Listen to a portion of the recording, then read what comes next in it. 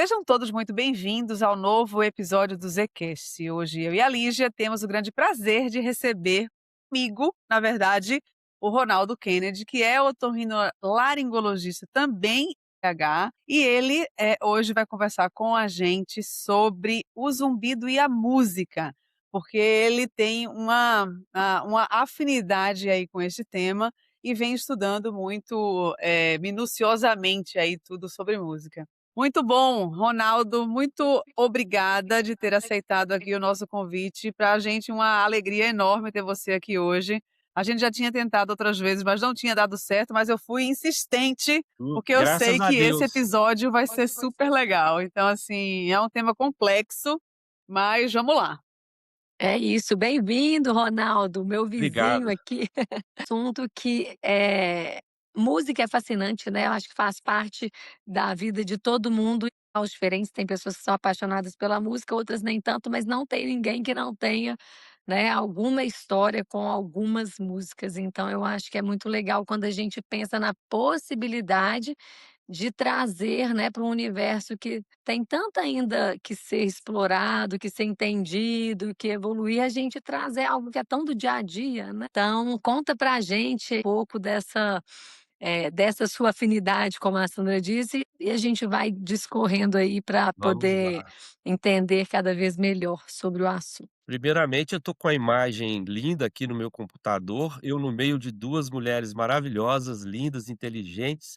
Eu tô me achando o Tom Cruise aqui, de tão gostoso de estar aqui hoje com vocês, agradecer muito essa oportunidade. A música é uma coisa que está presente na minha vida há muito tempo, né, desde da adolescência, eu toquei na banda de música da minha cidade, eu estudei teoria musical, e depois que eu fui para medicina, isso ficou meio latente, hibernante. Aí, depois de terminar o curso de medicina, fazer a especialização, quando veio o encontro com um amigo que é músico, que teve zumbido e que a gente começou a conversar sobre zumbido. E ele é professor de música da UFMG, e a cadeira dele é acústica, né, frequências, ele espectrogramas das músicas, e ele sabe isso muito. Aí ele falou: "Ronaldo, nós temos que estudar isso aqui". Ele teve zumbido e ele identificou a nota musical do zumbido dele. "Ronaldo, meu zumbido era sol sustenido, se não me falha a memória". Aí a gente começou a conversar, ele começou a me cutucar: "Nós temos que fazer isso aí". E eu fui para o doutorado por causa dele. Aí quando eu Uhum. entrei, aí não teve jeito, foi dependência química, né, aí não parei mais. Aí eu vi que a musicoterapia, ela tem um potencial de tratamento significativo, já é utilizada para outras doenças neurológicas com sucesso, então eu comecei a perceber as semelhanças que haviam entre o zumbido e a música, as características sonoras. Tanto que no trabalho a gente fez uma acufenometria, que eu chamo de acufenometria musical, que a gente deu uma identidade musical para o zumbido. Ao falar que aquele zumbido tem 1000 hertz, 3000 hertz, não, esse zumbido é um sol, é um dó. E na nossa pesquisa, curiosamente, nós descobrimos que o zumbido mais frequente foi o si bemol.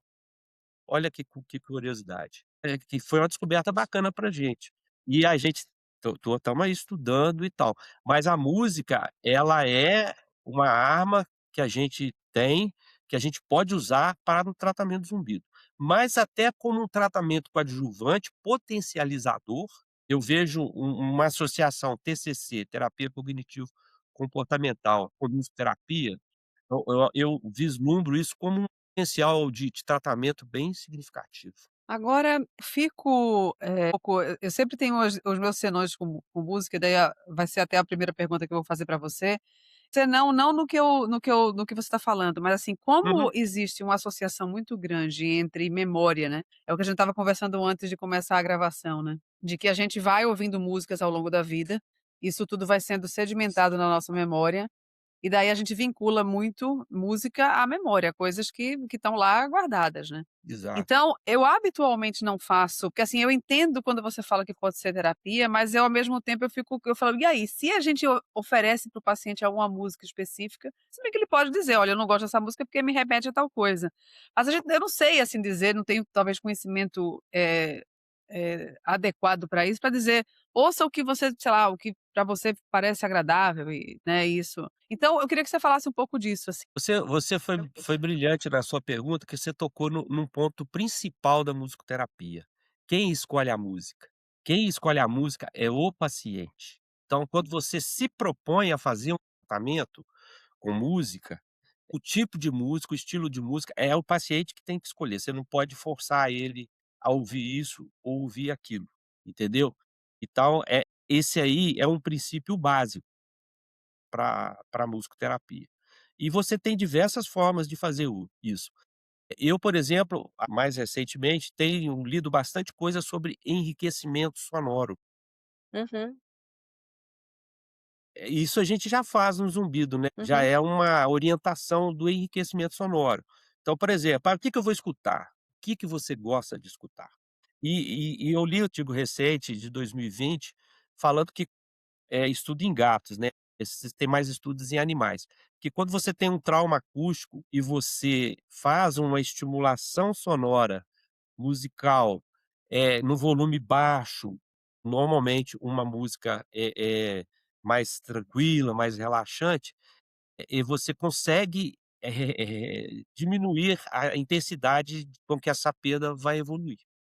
Mas para entender a música, olha só que interessante, vamos pegar que você vou colocar que você vai ouvir uma música. Vamos supor que você nunca ouviu essa música, é a primeira vez que você está ouvindo a música.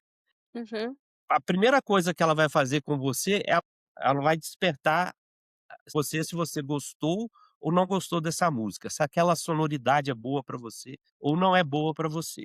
Aí você pega, gosta daquela música e você às vezes ouve aquela música normalmente. Então quando existiam os LPs, os CDs, você comprava o CD, vinha aquela coletânea de músicas, sempre tinha aquela ou uma ou outra que você gostava de escutar mais. Então ela cativou a sua simpatia para aquela música. Aí um belo dia você vai numa formatura, ou você está numa festa de um amigo, ou você está comemorando qualquer coisa no restaurante, no bar e toca aquela determinada música. Aí você começa a associar aquela música àquele momento. Então você cria uma memória auditiva para aquela música. Quando você passa a ouvir aquela música, você já começa a associar essa música com aquele momento da sua vida. Então, por exemplo, eu tenho certeza que Uhum, mais provável que tenha uma música que tocou na sua formatura, no seu baile uhum, de formatura, que quando você ouve, eu lembro. Você lembra da música. No meu caso, a música uma música que, eh, tocou na minha que ficou impregnada na minha memória, na minha formatura, foi até uma música do Nilton Nascimento, que é aquela música assim: "Mande notícias do mundo de lá, diz quem fica, me deu a uhum, paz". Então, assim, o que que veio aquele pensamento? Eu estava saindo de um grupo com quem eu convivi 6 anos, onde cada um ia tomar o seu destino uhum, e ia seguir a sua vida. Uns iam ficar perto, os outros não. Então a música tem essa capacidade. Eu, por exemplo, aquela música do Frank Sinatra, New York, New York, né, eu uhum, falei que o dia que eu fosse em Nova York pela primeira vez, que eu ia chegar em Manhattan ouvindo New York, New York, e eu fiz isso. Então a capacidade de ativação da memória da música é É. extremamente é significativo. E você pega também, por exemplo, a questão da atenção. Para você prestar, atenção na música, você vai ver, essa música ela soa bem, ela tem uma sonoridade gostosa para mim, então o que é bom para mim, não é bom para a Lígia. Por exemplo, eu posso falar aqui em É. sertanejo, tem pessoas que não gostam de sertanejo. Fala de rock, tem pessoas que não gostam de rock. uhum. Bossa nova, que eu adoro, por exemplo, bossa nova. A Alessandra, por exemplo, já não gosta de bossa nova. Isso Tá. é como se fosse É uma muito carteira de individual, né. identidade. Cada um tem a sua. Cada um tem a Então, sua. assim, a memória talvez seja que seja mais a memória Pra e a mim emoção, né, que ela te causa. exatamente. essa associação, né, da música com com emoção, com a gente parte aí de um processamento, mecanismos mais relacionados à cognição, memória e ativação do sistema límbico, né, sem falar detalhes de mecanismos, mas isso é muito comum com os nossos sentidos de um modo geral, né. Exato. E a música ela ainda vem de forma potencializada, porque ela tem mensagem, tem arte, tem contexto, tem momento, mas essa ligação sensorial, a gente tem isso com o olfato, com o paladar, né, comer uma comida e lembrar da última vez, da última pessoa que estava com você, sentir o cheiro da casa da avó, né. É, exato. Os nossos sentidos todos, eles Sim. têm essa ligação forte, né, eles andam, assim, de mãos dadas com o nosso sistema límbico, né, que é o cérebro aí das emoções, né. E a música, eu acho que ela tem um potencial de né, quando tem esse contexto, é uma música que, a mensagem te envolve, o momento te envolve, então, realmente isso ela é muito relevante e inclusive é útil para tratar outras condições inclusive, né, não só aqui do zumbido que a gente está falando. Várias condições. Tipicamente, quando a gente fala do zumbido, entender eu confesso que eu tenho, assim, essa curiosidade de entender o caminho que vocês estão aí, buscando aí para usar essa ferramenta maravilhosa, né, direcionada pensando na fisiopatologia e tudo.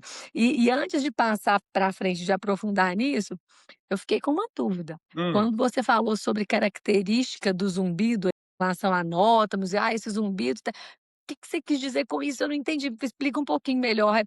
A frequência do zumbido tem a ver com a frequência da nota? O que você quis dizer com isso? Sabe o que que é interessante? É que, começando pelas características, né. Então, por exemplo, o zumbido tem uma frequência sonora, é uma percepção sonora de frequência. Ele tem um timbre, né. Então, às vezes, na música, você tem a nota e tem o timbre. Então vamos pegar a nota lá. A nota lá, você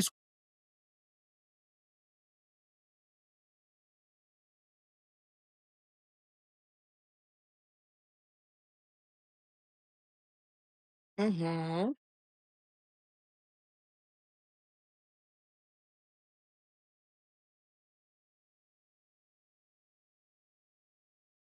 uhum,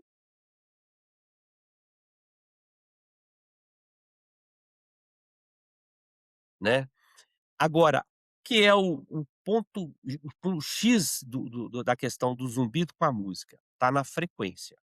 Então, uhum, se eu analiso a frequência do zumbido, baseado na psicoacústica musical, na psicofísica musical, eu consigo, associar as 2 coisas e, através de técnicas musicais, eu posso aplicá-las no manejo do zumbido, na função da escuta, botar sons que porque se você pegar a terapia sonora, ela faz o que basicamente? Mascaramento e habituação. Então, Uhum, eu vou dar um exemplo prático. Toda vez que eu escuto som agudo e um som grave, se eu pedir para você escolher, você vai falar assim: "Eu prefiro médio grave". O seu cérebro também faz isso. Ele uhum, escolhe, sempre que ele tiver entre o agudo e o grave, ele vai sempre preferir o grave. Então, quando eu emito frequências ao mesmo tempo, ocorrem fenômenos físicos, né. Inclusive, por exemplo, se eu toco uma frequência de 1000 junto com uma frequência de 2000, assim, ou seja, uma é o dobro da outra, então uma é a uma oitava da outra. Dependendo da posição que eu tiver no ambiente que eu estou ouvindo, eu ouço uma terceira nota, uma terceira frequência, literalmente fantasma, que é resultado da combinação funcionou. física de frequências. Então, assim, uhum, só para dar um exemplo desses mecanismos musicais. Isso tudo é utilizado nas orquestras.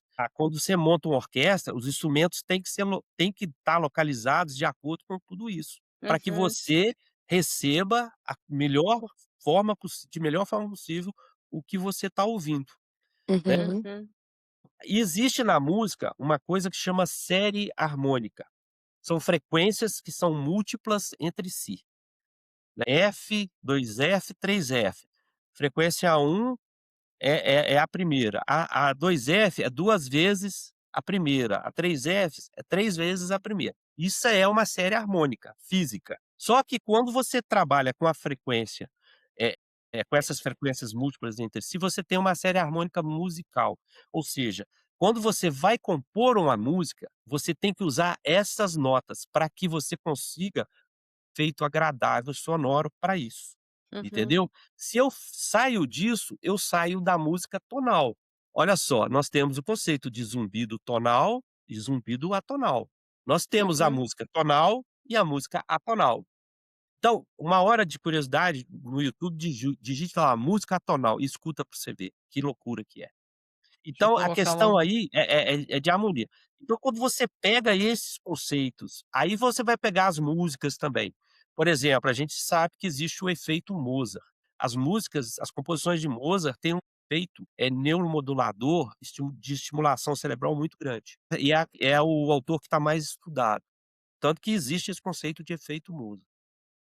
Efeito Então assim, você Mozart. vai associando os conceitos da teoria musical baseados na frequência, também na intensidade, tudo isso, né, e vai usando como uma arma para tratar o zumbido, entendeu. Então, por exemplo, na nossa tese, a Entendi. gente identificava qual nota o zumbido pertencia, vamos supor que ele fosse lá em 4.000 hertz. Eu julgava uma frequência mais grave para mascarar aquele zumbido. Sempre o paciente tem que ouvir as 2 coisas. E tem também uma outra questão de quando você ouve música, e isso é uma experiência interessante, depois vocês façam, quando você está ouvindo uma banda tocar, uma banda de rock, por exemplo, você tentar filtrar, o cérebro faz isso naturalmente, e prestar atenção só na bateria. Prestar atenção só no baixo. É impressionante como os outros instrumentos são filtrados. Se você focar, se você dirigir a sua atenção para aquilo ali. Então você tem um zumbido que ele tem características constantes, ele é sempre do mesmo jeito, é um som desagradável, então você começa a dar para os seus cérebros alternativas sonoras mais agradáveis, usando a estratégia da atenção, da concentração. Uhum. Isso tudo são coisas que já tem estudos, mas muito poucos, né. É. Então o que que eu enxergo disso? Que assim, eu falo que eu sou o Miguel de Cervantes, né, o Sancho Pança, né, eu preciso de guerreiros para me ajudar a derrotar o moinho de vento. E chamar principalmente os jovens para prestarem atenção nisso. Porque Uhum. eu vejo uma perspectiva de futuro para tratamento muito grande.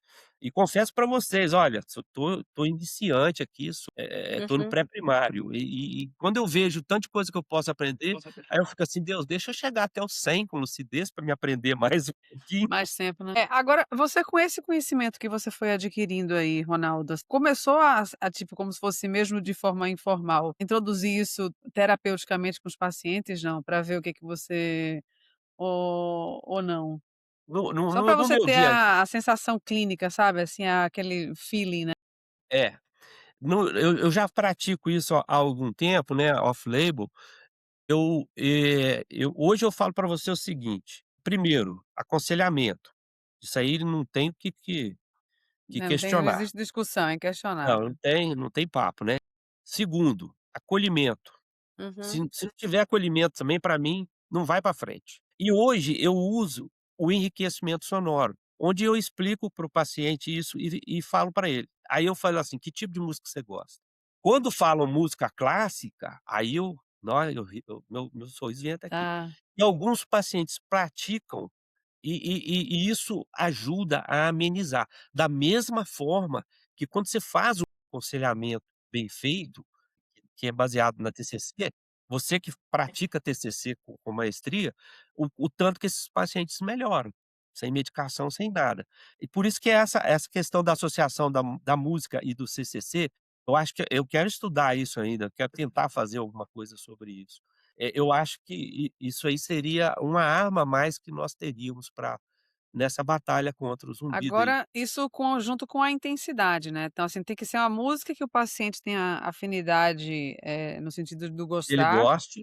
mas numa intensidade que não seja alta o suficiente para irritar, né, o sistema auditivo, né. No enriquecimento sonoro, da mesma forma que o paciente escuta a música, ele não pode ouvir música alta, tem que ser uma música, uma intensidade mais suave, que a própria intensidade suave também já atua como um fator É. relaxante. E você faz de alguma forma específica esse enriquecimento sonoro? Em termos de É, não. momento, de dispositivo, o É, co que tem alguma recomendação específica que você faça?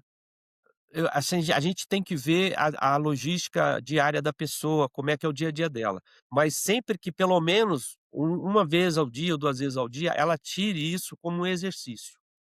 Então, por exemplo, quando o paciente fala que gosta da música clássica, aí eu sugiro para ele o Beethoven e o Mozart, que são autores que o Beethoven também tem estudos, da de musicoterapia com as composições dele. Inclusive teve até um estudo comparativo onde o efeito Mozart foi mais intenso. Outra coisa, e tem também a questão dos instrumentos, né, igual, por exemplo, instrumentos que têm potencial, estimulador muito bons, piano, flauta. A flauta é um instrumento musical que consegue emitir um som mais próximo do ruído branco, porém com poesia, com charme. Né, porque o ruído branco é uma coisa muito impessoal, o paciente não É. sabe que ele está recebendo um ruído branco, né, o som da flauta, por exemplo. Então tem essas nuances também. Aí eu vou falando isso para os pacientes. E tem outra coisa importante, não interessa, se você escutou 10 minutos e já ficou ruim, para, não insiste. Não está gostoso? Para. Você pegou um prato lá bonito, você comeu, "Eu não gostei", não consegue. É a É, mesma coisa, é percepção.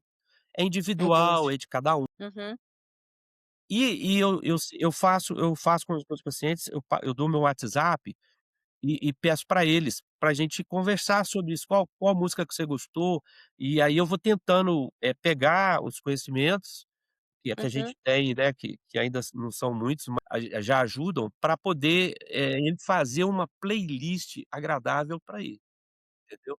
E aí, muitas vezes, quando o paciente queixa, também, do zumbido noturno, né, por causa da diminuição da competição dos outros sons, é ele colocar uma música bem baixinha, de maneira que a esposa que está dormindo do lado dele não escute, e Ótimo. deixar aquilo tocar a noite inteira, porque o cérebro funciona o tempo todo. Então aquilo ali vai Mas aí estimulando. o que que você consegue com isso aí? Porque tem bons assim, o que que os pacientes comentam? Aí cai dentro da dinâmica, né, dos tratamentos para zumbido. Uns funcionam e outros E não outros funcionam. não, é.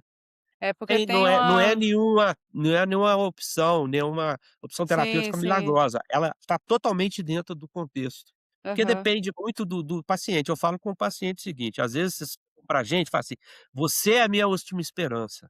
Aí eu falo assim: "Você também é a minha última esperança". Ele: "Por quê?". "Porque essa briga não é minha e nem é sua, é nossa". E se Uhum. a gente não acreditar um no outro, não confiar um no outro, a gente não vai conseguir ir pra frente. Já É. perdi muito paciente por causa disso, porque às vezes ele não quer também sarar, Não, ele quer que você resolva, né, ele quer que não você é? resolva. Aí a gente não pode assumir essa postura de ser a última cereja do bolo, né, digamos assim. É. Nós Não, é somos complicado, é complicado. sozinhos nós somos impotentes. Esse estímulo sonoro, ao longo da noite, o quanto que isso interfere na qualidade do sono do paciente, assim? Ou ele é baixo o suficiente para não atrapalhar? Porque Ele é é baixo o suficiente, às vezes o carro que passa na rua ele some. Entendeu? Quando você dá uma intensidade pequena e constante, aquilo Hum. é como se fosse um ambiente. tá. Você já viu falar em paisagem sonora? É uma coisa Não. muito interessante. Tem lugares que tem sons do dia a dia corriqueiros que torna aquela coisa característica. Então Uhum. ele passa a integrar a paisagem daquele local. Por exemplo, nas cidades do interior, o sino da igreja tocar convidando para ir à missa, na hora que dá a hora o sino toca, muitas vezes os moradores escutam aquilo ali e não tem tanta atenção para aquilo. É como se tivesse passado um carro, é como se tivesse o outro gritando: "Pamonha, pamonha, pamonha". Então, assim, cria um ambiente sonoro que é característico daquele lugar. É igual quando você vai no centro, numa feira, que tem o cara gritando: "Tomate, não sei o quê". Então, aquilo ali meio que incorpora a paisagem sonora noturna Uhum. dele. Mas aí que tá Uhum. o segredo, ser bem baixinho, Tem que ser muito baixo, assim, tem que ser muito muito baixo, baixo. mais até do que você, da Consegue intensidade que você perceber. quer para aquecimento sonoro. Sonoro, é, porque senão você termina, fazendo ruído e isso pode complicar a qualidade do sono da pessoa, né. Isso. É um E jogo agora de tem de equilíbrio de pratos, né.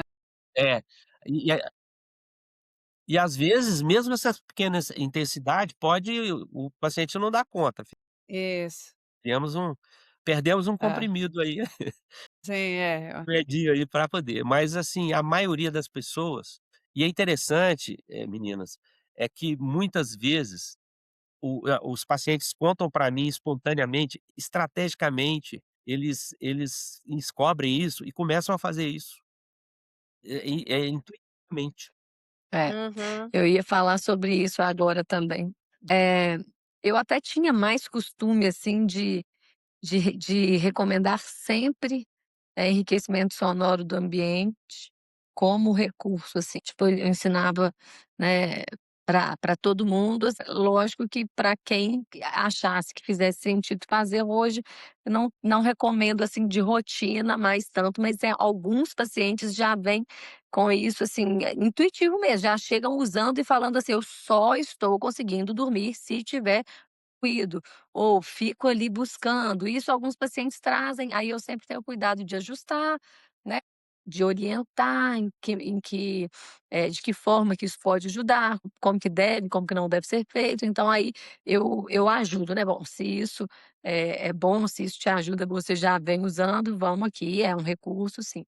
E tem outros que, por outro lado, quando a gente sugere, porque para alguns casos específicos, eu penso período inicial, quando o paciente tem, por exemplo, uma surdez súbita, aquele zumbido começou de repente, o paciente está ficando louco, não dorme, são situações em que eu normalmente, até quando eu acho que ele não vai precisar disso por muito tempo, eu sugiro assim: "Olha, o seu problema está sendo esse, a gente tem um percurso aí para seguir, pode te ajudar nesse sentido".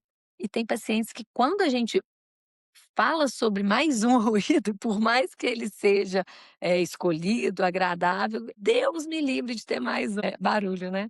Então tem assim, Uma né, tem coisa os 2 perfis, tem o interessante paciente que já traz sozinho intuitivamente e tem o paciente que não quer e pensar, "Pra quê é muito mais?". interessante. E, que é interessante, Sandra, igual a questão do DJ, e no caso, como eu estou convivendo muito com músicos, eles às vezes trazem estratégias que a gente nem imagina.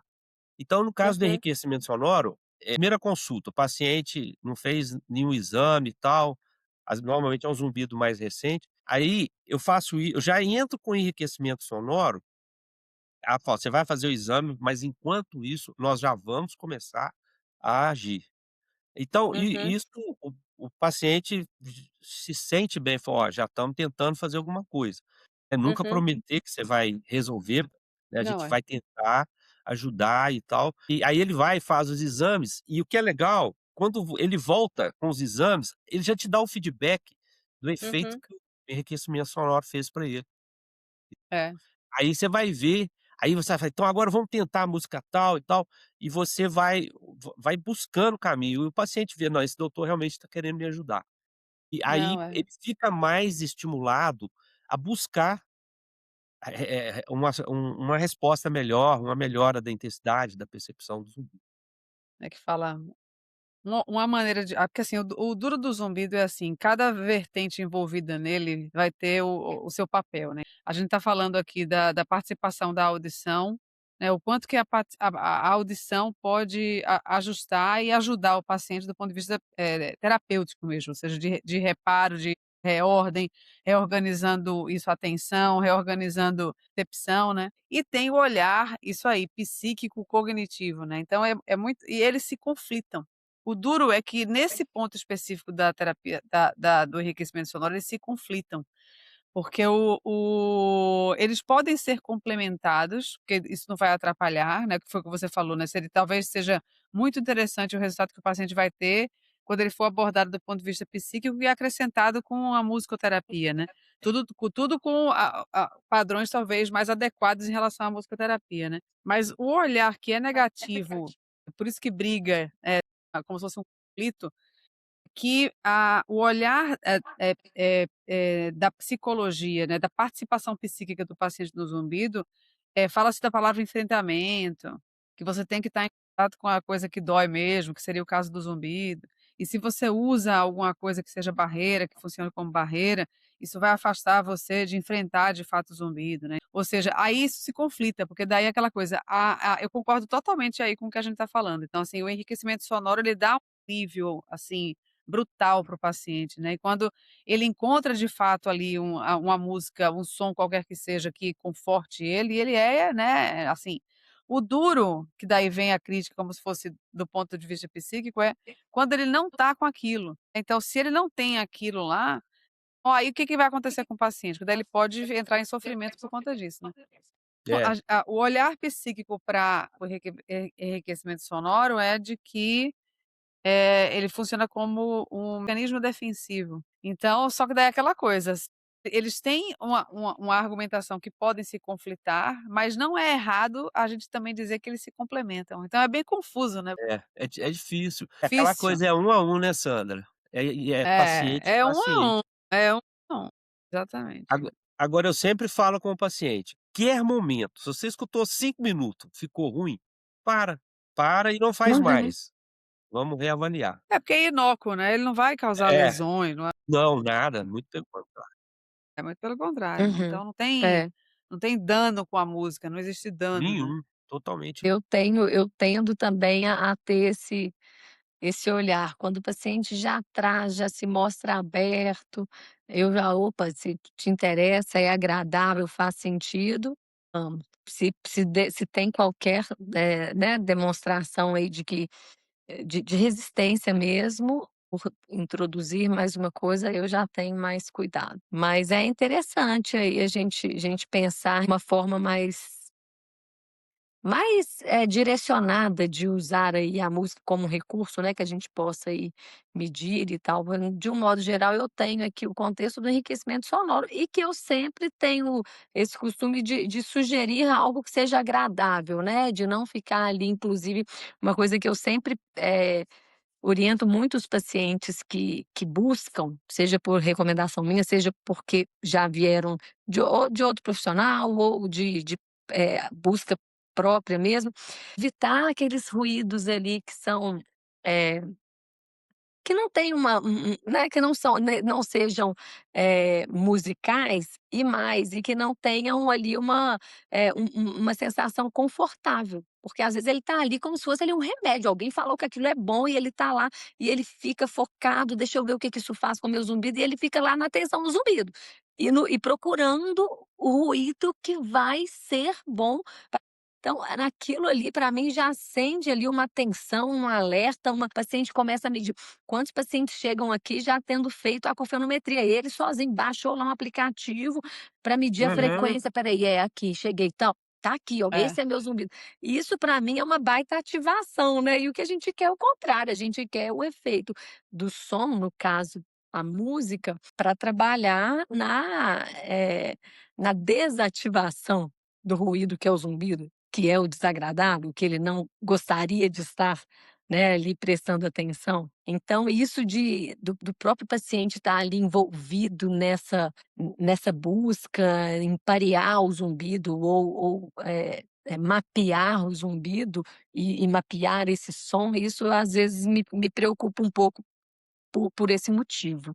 Não sei se vocês têm essa experiência, essa percepção. Essa questão do aplicativo, existem aplicativos bons. O que às vezes o paciente, quando ele busca alguma alternativa por si só, ele faz uma coisa assim meio: "Vou ver se dá certo", e no zumbi não funciona. Agora, você às vezes o paciente fala: "Ah, doutor, eu peguei esse aplicativo aqui e tal", aí ele fala: "Deixa eu ver o seu aplicativo", aí eu vejo quais sons que tem aqui, e você orienta ele a usar o aplicativo, o tempo de uso. Eu me lembro, Sandra, foi até no Summit, que no seu curso que eu fui, aquele, russo que está lá nos Estados Unidos falando do Da do estimulação lingual? lingual, que ele falou que quando você estimula durante 20 minutos, 30 minutos, se você estimular mais, não vai ter efeito nenhum. Então, assim, é a mesma coisa, igual o paciente fala: "Ah, vou tomar 2 comprimidos que eu vou sarar mais Não rápido", ele vai adianta. É, intoxicar, exatamente. né. Então, É o tempo de aquilo ali esgotamento da do cérebro, né. aquilo ali para mim foi um start violento. Tanto que na terapia que a gente fez, né, a orientação era para o paciente ouvir no máximo 20 minutos, no máximo. E se ele ouvisse 5 minutos e se sentisse desconfortável, ele parasse, Já passa. já parar. E tentava depois, tenta depois ouvir mais um pouquinho, para ele ir Uhum. se adaptando, né, igual quando você toma remédio com gosto ruim, vai indo você acostuma, né. Eu, por exemplo, É, adoro Jiló, que é amargo, né, muita gente não gosta. afe. É. Ó, e deixa Então eu te perguntar. questão disso, qualquer coisa de que vá fazer, aí no caso do aplicativo, Lígia, eu acho que ele não seja bom. Ele pode ser bom, quando bem orientado, mas também pode ser nocivo, quando você faz de uma forma, assim, aleatória, sem a devida orientação. Mais cedo a gente conversando também, você falou uma frase que eu adorei, que é aquela coisa, o cérebro ele é musical, né, então assim, ele explica isso aí, porque fica como se fosse uma frase muito filosófica de ouvir, ela é até sonoramente confortável pra gente ouvir, né, mas, o que que é isso aí? Porque é tão eu queria saber. É o seguinte, o cérebro, ele trabalha por comparações, né, tem lá as caixas, ele recebe estímulo, ele vai lá: "Qual caixa que pertence a esse estímulo?", né, não é isso? Ou não? Sim, Mais ou menos isso. é mais ou menos isso, Então, por exemplo, uma coisa que é fisiológica, você vai se entrar uma frequência de 110 hertz, ela vai percorrer toda a via auditiva, para-auditiva e vai chegar lá no córtex auditivo, 110 hertz, ou seja, a chamada tonotopia coclear. Não perde Uhum. energia, não perde nada. 110 hertz nada mais é do que o Lá é a afinação que é mais usada dos instrumentos, de bandas, de orquestras, né, então estou dando exemplo do Lá. Aí já começa por aí. Na música, é quando você passa de um som para outro som, seja de forma ascendente, ou seja, você Hum, passa de 1000 para 2000, ou seja de forma descendente, de 2000 para 1000, essa transição é sempre oitavada.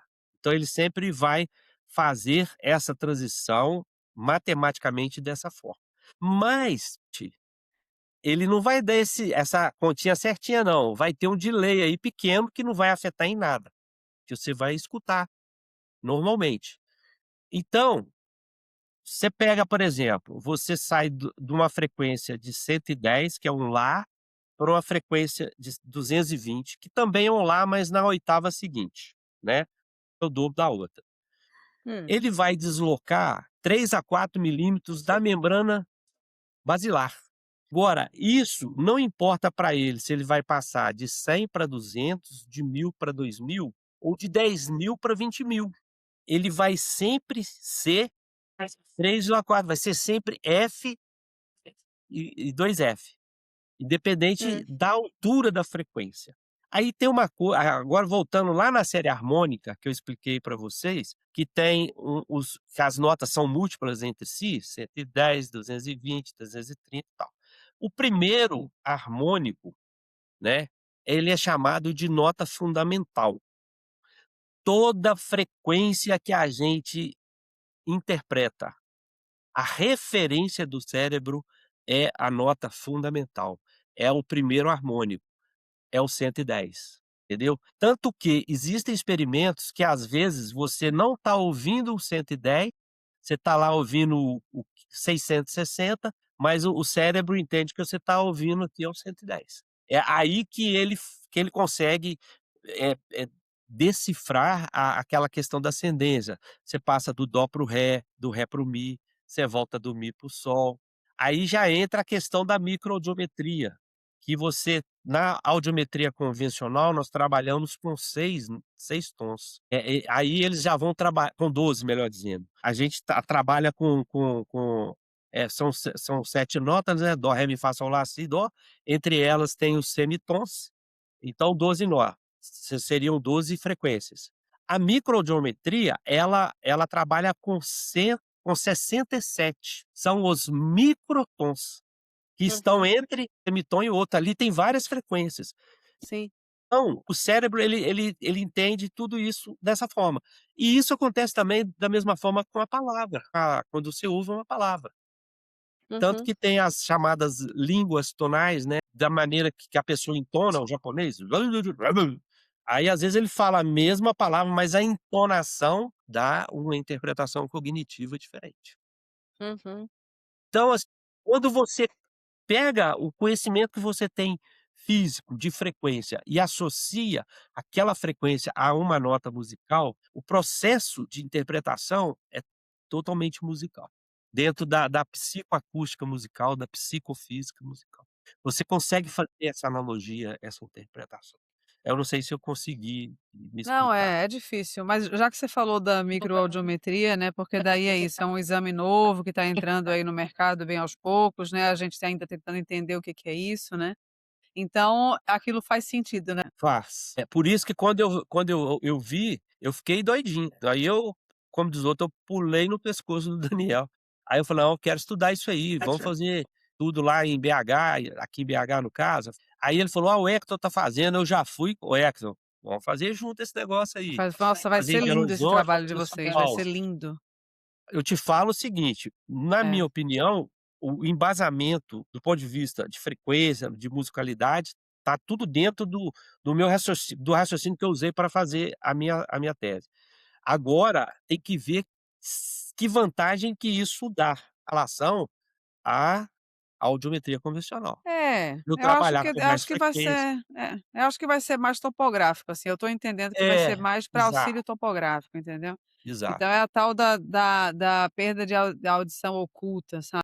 Então E eu acho que vai entrar nesse rol aí provavelmente, esse diagnóstico topográfico, mais do que, direcionamento terapêutico, sabe. Assim, não sei.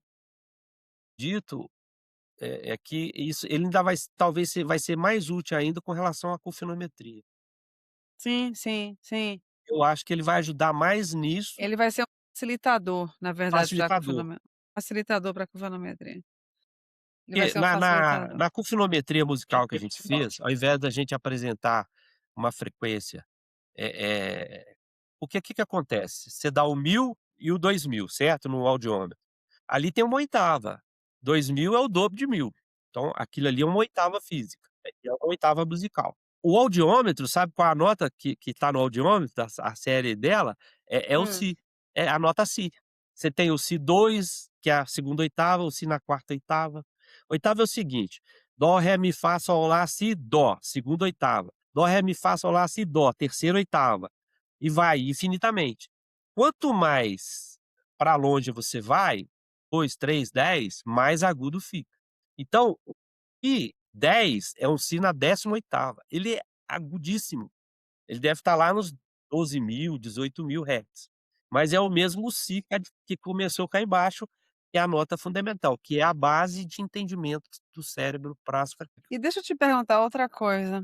Nossa, eu tô espremendo você, tô espremendo, Pode ficar à vontade, minha filha, você está porque fazendo uma criança feliz. eu, não entendo muito bem, não sei se você desse estudo todo musical aí, porque eu não era uma terminologia que eu ouvia muito, assim, que era fácil de assim, não ouvia com facilidade, que é a audição inconsciente. É o quanto que não sei se você dessas leituras musicais se tem que é isso que eu tô falando, você colocar a música bem baixinha para o paciente e falando da microaudiometria, né, já que a gente está falando, e na sequência terapêutica da ideia da microaudiometria, você ofertar a música para o paciente, mas num tom muito numa intensidade muito baixa, que o paciente, tipo, quase não ouve. Não sei se você, assim, se você viu alguma coisa disso, porque é isso, assim, músicas altas a gente sabe que tem risco de dano auditivo e que isso pode ser Aham. deletério e tudo mais, né. E músicas muito baixas, assim, o quanto que isso estimula o cérebro, que é essa ideia que a gente falou antes ali dos 20 minutos, se colocar, mas num tom tão baixo, mas que seja suficiente para ativar sabe, eu não sei o termo que você falou, mas que encontra ali na microaudiometria, sabe. Não sei se eu consegui explicar a pergunta ou se você já Não, é ouviu alguma porque coisa disso. na realidade, da mesma forma que a gente recebe as frequências audíveis o tempo todo, o cérebro filtra e a gente não processa, perceptualmente todos, cognitivamente, mas o estímulo acontece. Então, por exemplo, do que você falou: "Ah, qual o grave que eu vou colocar?". Então, por exemplo, o ideal é que você tente ficar próximo da fundamental da sequência. Então, por exemplo, se a fundamental foi o 110, se você der abaixo de 110, talvez você não vai conseguir. Porque é importante também que tenha algum processamento cognitivo, que não seja só um processamento, físico, né, da frequência. Uhum, Tanto que na no processamento auditivo da frequência, quando chega nas instâncias mais superiores, mais ou menos ali, eu não lembro mais se é no tálamo ou alguma coisa próxima ao tálamo, o cérebro esquece a interpretação física da frequência e começa a fazer a interpretação perceptual da frequência. Ele começa a entender que frequência é essa, o que que significa isso. Não vai falar ele já não vai falar assim, ele já não tá nem aí se é 110 hertz mais, ele já entendeu que é 110. Agora o que que isso vai gerar de percepção, o que que isso vai ativar aí já começa o tratamento mais elaborado da frequência. Só que você imagina, se uma frequência isolada faz, dá um efeito, de estímulo cerebral, aí você vai pensar em termos dos chamados acordes, né, acordes uhum, musicais.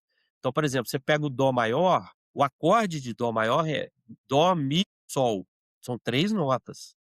E o uhum, cérebro, ele processa isoladamente, mas ele processa o conjunto, que elas são quando você pega o violão e faz o dó no violão e bate as 3 cordas, então ele faz todo esse processamento. Só que na música tem informações a mais, não meramente físicas. É igual, por exemplo, você pega a palavra, né, você tem a palavra, você tem a sílaba, você tem a letra. Então você tem o acorde, você tem a nota, o acorde pode ter 2 notas, 3 notas, 4 notas. Então, assim, é todo o processamento é feito em cima disso. Tem um livro, Sandra, esse livro aqui, ó, chama Introdução à Física e Psicofísica da Música. Da Aqui, ó, música. isso aqui, ó, aí tá todo riscado. Se você ler isso aqui, você não pode ler aqui, ele dá explicação até matemática. Então foi até uma orientação que o Maurício me deu, meu orientador da música. Esquece da matemática, ensina do ponto de vista médico as informações. Então essas informações que eu te falei da questão da membrana basilar, de desloca 3 a 4 milímetros, que 3/4 delas são usados, melhor, 2/3 são usados para processar de 20 Hz até 4.000, eh, o terço restante, ele é suficiente para interpretar as frequências de 4.000 a 20.000, que é o que a gente consegue receber. Acima disso Entendi. tem o som, ultrassom, aquela coisa toda. Seria mais ou menos isso. Nossa senhora. É muito Aquela bonito cerveja mesmo, já né, ficou cada vez mais necessária, né. é muito bonito. Agora a gente sabe da complexidade disso, né, porque Sim, sim. é muito complexo, né, então Assim, eu te falo com toda a honestidade, assim, eu tô engatinhando ainda, né. Eu acho que a gente tinha que investir, do ponto de vista de pesquisa, no enriquecimento sonoro, usando a música, né. uhum, Eu tenho estudado, eu tenho procurado também entender no caso da música clássica, né, a questão, do que aquilo causa, como é que os músicos interpretam, né. Eu não sei se você já ouviu um autor, compositor que chama Wagner. uhum, O sim, Wagner, a música as músicas dele são é pesadas, né, são pesadas, pesadíssima. pesadíssimas. Você não consegue ouvir muito, Não, muito tempo. Teve relatos de maestros infartando durante a apresentação, pelo nível de estresse, de tensão que ele causa.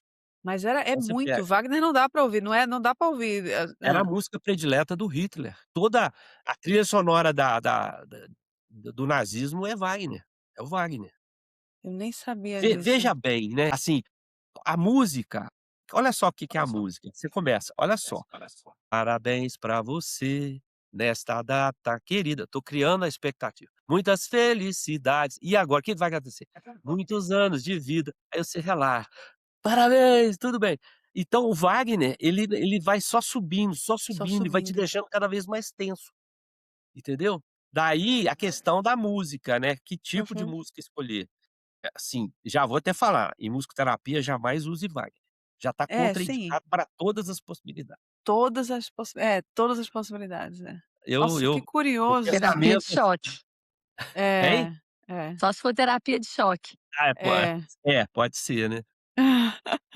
Pra pessoa fazer uma tortura, né, se for pra fazer tortura, tortura, é muito muito nossa, É muito muito interessante. Então, Muito assim, se for pra tem. gente dar se for pra dar um recado, assim, que você, assim, se for pra porque, assim, pela complexidade do tema, né, então, assim, mas deixar um recado pra pessoa, assim, com tudo que a gente conversou aqui nessa hora, ó, Ronaldo. eu vou resumir em poucas palavras, deixe a música entrar na sua vida. Né. Ouça música igual você lê um livro. Então, assim, você vai ler um livro, você procura um lugar calmo, e você tem que estar pra você concentrar ali na leitura e tal. Faça isso com a música também. Isso é terapêutico. Uhum. Eu uma vez numa apresentação que eu fiz no congresso, perguntei quem tinha esse hábito, e surpreendentemente muitos levantaram a mão. Então eu tinha uma visão errada disso aí. E Uhum. aí, já seguindo as orientações, quando for ouvir a música, tenta sentir a música, começa a Uhum. observar os instrumentos, né, tenta diferenciar, não precisa saber, esse é o violino, esse é o oboé, não, que instrumento é esse? Eu vou prestar atenção nele. Uhum. Olha só, o tanto de área cerebral que você está ativando, aí você imagine que você tem ali um zumbido e você está fazendo isso. No momento, você vai colocar o zumbido no segundo plano. Então começar a praticar essas coisas. Sim, E até mesmo para a pessoa entender que o zumbido não é o dono da vida dela, ele é um sim, fenômeno neurológico, é um fenômeno sonoro. sim. Então, Nossa, deixe a muito música bom. entrar na sua vida. Adorei, adorei. E a gente ser absorvido por ela, né, porque a música Exatamente. realmente a música é realmente é isso. A gente faz Ela isso no filme, né, você não assiste filme fazendo é, outra coisa normalmente, senão você não Uhum. assiste. é, Você não consegue ler é. fazendo outra coisa. A mesma coisa é a Não, Hum. é. música.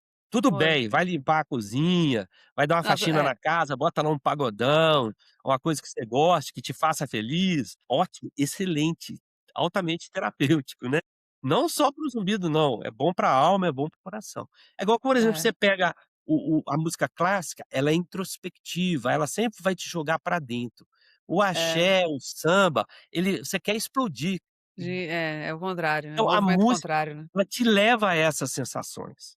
É, Então, assim, pra você ver o tanto que nós somos musicais, naturalmente é. musicais. Acho que a gente tem vergonha de falar isso. "Não, eu não sou músico não, sou ruim de música", nada, ninguém é ruim. Excelente. Nossa, Lígia, mais alguma coisa aí pra gente aproveitar aqui do Ronaldo, que foi uma delícia aqui esse podcast. Não, Foi acho que é muito isso, bom. eu concordo aí com essa mensagem, música é maravilhoso e, ouvir música boa, né, boa assim, pra você seja boa, né, música que te É, faça boa bem, pra né, você, que te faça sentir bem. É, eu é. acho que isso é sensacional. Muito bom. Então, vamos finalizar aqui esse podcast. Eu espero que todos tenham aproveitado bastante. Fiquem aqui ligados no Zcast, né? Sempre tem muita novidade. E, de novo, esse ano a gente está trazendo muitos convidados. O Ronaldo aí é mais um deles para acrescentar na riqueza aí do que a gente tem a oferecer para todo mundo que quiser entender um pouco sobre zumbido. Ronaldo, super obrigada. Foi muito bom. E, nossa, foi emocionante até, porque é isso. Até falar de música mexe nas nossas emoções. É, mas, ô Sandra, é exatamente esse sentimento é que me move, né, que me estimula a estudar. É porque, assim, É, é bom fazer o que a gente gosta, né. sim, Então, sim. mas assim, se você for pensar que você acha que o zumbido é difícil? Você é uma pessoa que tem uma expertise enorme no zumbido, a Lígia também. É difícil? É difícil, mas não é impossível. Música, Não. é a música como um zumbido. O dia que você pegar a pontinha do novelo, você vai ficar impossível. E eu e assistir aula sua, porque esse negócio eu não vi falar não, me ensina esse negócio aí, por favor". Excelente, Muito bem. excelente. Tá muito Muito muito obrigada, bom. Ronaldo. Eu que Obrigada agradeço, pela gente. Vocês não por não sabem o tanto tanto que eu conhecimento novo. vocês não têm noção da felicidade que eu tô de ter estado aqui com vocês, né, me sinto, honrado e isso aí com certeza vai enriquecer o meu currículo ainda mais. Já vou colocar no currículo lá, participação do Zequest No Zequest, é. É, mas a honra Orgães é nossa, viu, a Gravatas. honra é nossa, a honra é nossa, a honra é Garota, nossa. tô ficando A honra e o chique, prazer, né, sempre um prazer tô conversar com o ficando chique Ronaldo. demais. Mineirinho.